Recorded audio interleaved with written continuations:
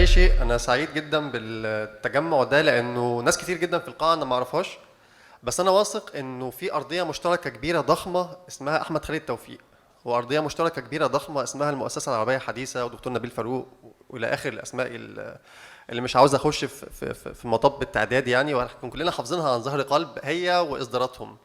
فانا مبسوط وعمال على فكره وانا قاعد من اول الندوه عمال تتداعى لذهني يعني صور او فلاشات كده من الندوات القديمه اللي كنا بنحضرها زمان مع الدكتور احمد والدكتور نبيل، واللي كان فيها شيء مميز يختلف عن اي تجمع وعن اي لقاء ضخم ادبي او في جمهور، انها كان سهل جدا الناس دول يحولوا الندوه الكبيره دي لقعده.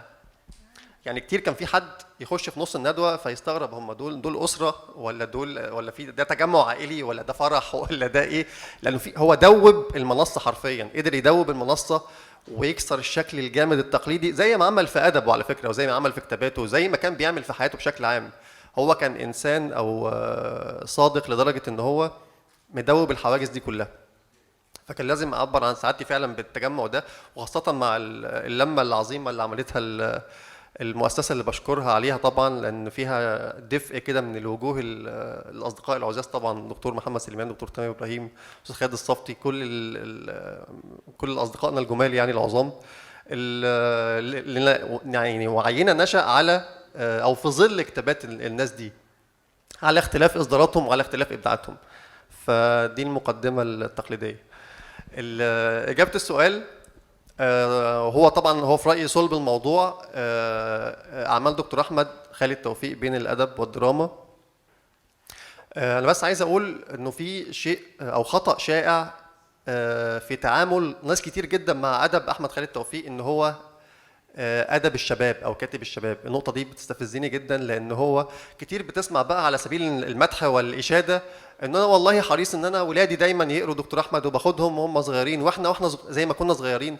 هو دكتور احمد مش كاتب، هو بدا كده بس هو مش بشكل عام مش كده، هو كاتب لكل الفئات العمريه. او انا شايف الوصف ده فيه ظلم كبير ليه ولادبه والشغل اللي هو عاش حياته يعمله. يعني بالعكس هو كان متعمد عكس ده، يعني هو كان بيكتب ادب راقي جدا ويحاول يحشره في هيئه كبسولات صغيره جذابه براقه للشباب، اللي هي روايات مصريه للجيب، المشروع العظيم طبعا.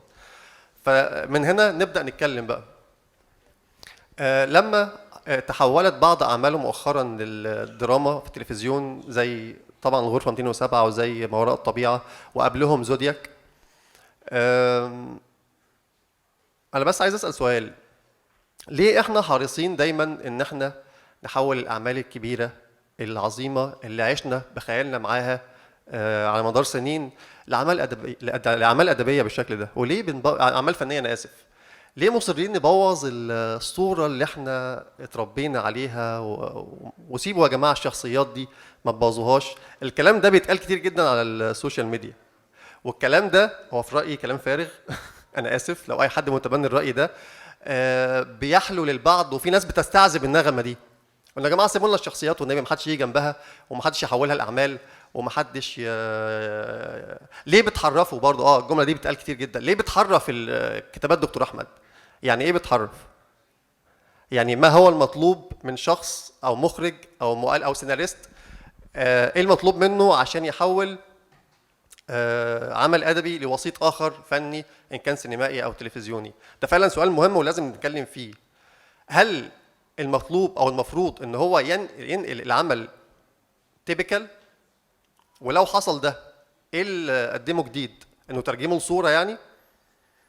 ده سؤال فعلا انا بساله، يا ريت لو حد جاوبني عليه. يعني انت كمتلقي تحب تشوف العمل ازاي؟ منقول حرفا او نصا زي ما هو في الكتاب اتحول بس لصوره، ولا يكون في نوع من انواع المعالجه او الاضافه؟